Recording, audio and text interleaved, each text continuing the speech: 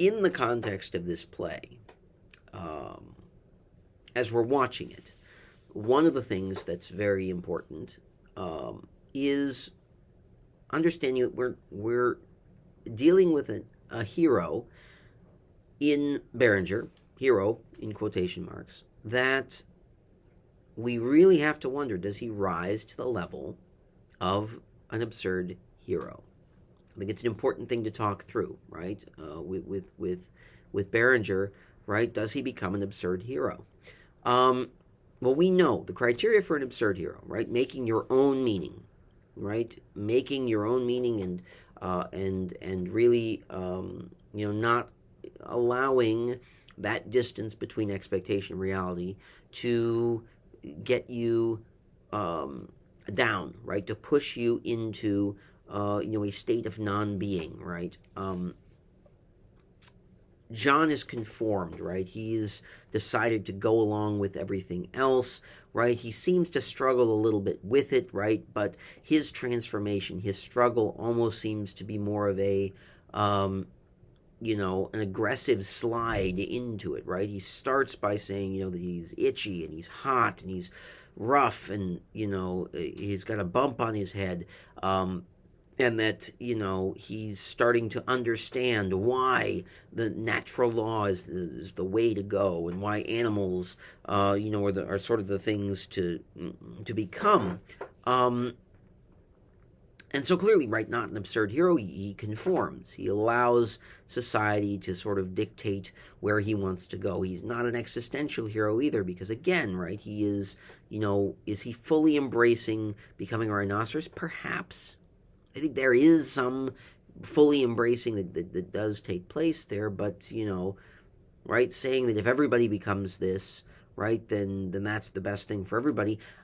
We see what kind of society it creates, right? It creates this sort of nonsense society where nothing gets done. Everybody's a rhinoceros. Everybody's just running around destroying buildings and singing and herding together and, threatening to take over the world. And we certainly understand it to be, an apocalyptic sort of society that, if there aren't any responsible people left, except for Berenger, the world is going to be a terrible place.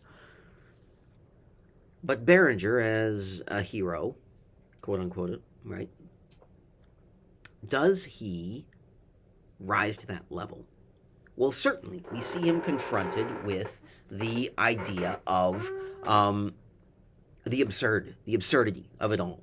He gets no answer. He doesn't understand why people are transforming. He keeps asking other people why they think people are transforming, and he keeps getting answers that are not satisfactory. It is an absurd world. We absolutely can put our, absurd caps on and say, as far as Camus is concerned, this is the definition, right, of the absurd. We're not getting the answers that we think we're supposed to get. There is no rationale to what's going on, and people can't clearly describe why it is that they're doing anything.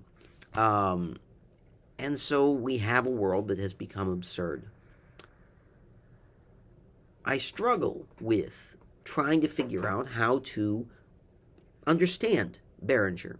There's plenty of literature out there, right? There's plenty of interpretations of this play, and I've read a lot of them. But it is a personal struggle to sort of see how I feel about this play.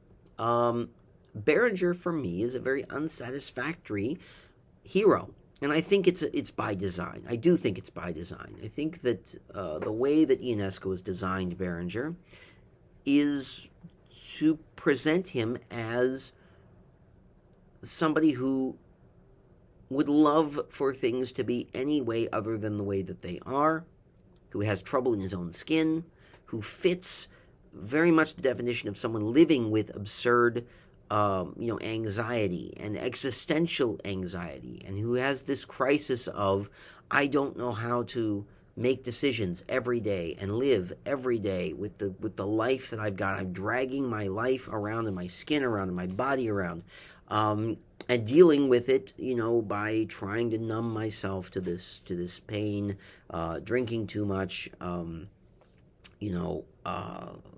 but by the end of the play, being the only one left, Has he accepted his destiny? Well, kind of in a way. He does at the end say that he'll never change. He's never going to change. He's tried, though. Is this more of a Rambert moment from the plague, where Rambert has tried to leave and tried to get out and finally has figured out how to make it happen and then decides sort of at the very end he can't do it. He can't do it. This is the wrong thing to do, and he really wants to be there for people, and he really leans into wanting to be a better person, right? Does Berenger decide he wants to be a better person or just not be a different person than the one he is? It's tough. Again, this is one of those things that I think a debate about it needs to happen, right? You need to, as a viewer of this play, decide how you feel. If you feel unsatisfied with what Berenger is doing, I think there's a logical reason for that. I think we can see him as, this is not really heroism. This is simply, you can't change, and so you've decided you're not going to, right? This is sour grapes, right? I would have become a rhinoceros, but, they didn't want me, and they wouldn't let me do it, and I don't have the ability to do it anyway, right? We could certainly, though, also see Berenger in a very shortened time frame realizing that he's the only person left, that maybe he does have a responsibility to carry on as, a person, right? That maybe this actually does change him and make him into somebody who appreciates his own humanity and appreciates the burden that he has as a human, that, going and doing things the easy way, conforming and letting other people tell you how to live, has always been anti what he has been about. He's never wanted people to tell him how to live and how to do things, right? Even if he says, hey, John, can you tell me how to make things better? He doesn't really want that, right? Berenger is somebody who does not really want to conform. He doesn't agree with him, and even if he wants to apologize to John for fighting with him, he isn't going to just take John's side on the issue, but he does want to say this thing shouldn't come between us. We can have differences of opinion. I think Berenger is somebody who understands that differences of opinion are important, that being your own person does have value, even if it's painful. Maybe that is the absurd hero. That even if it's unsatisfactory, sometimes absurd heroes don't really satisfy us.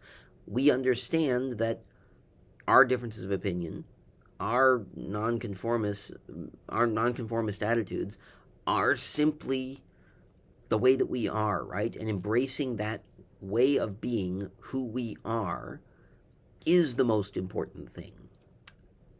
Is that the better reading of this play? I think you do need to think about it for yourself as you read this, as you watch it, right? And see how you feel, right, about that. So, when we come back, I do want to talk about sort of the end of the semester and what we're looking for as far as wrapping everything up.